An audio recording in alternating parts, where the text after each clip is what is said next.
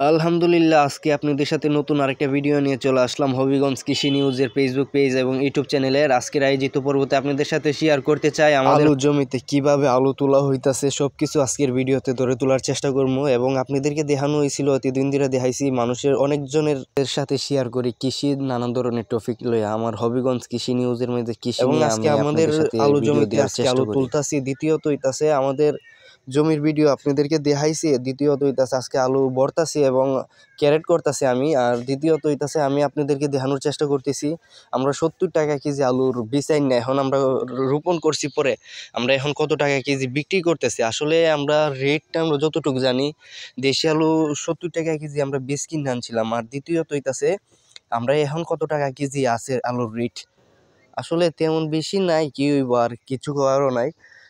আজকে আমরা আরো খবর নিলাম, বলছে 35 টাকা করে বিক্রি করতেছে দেশি আলু।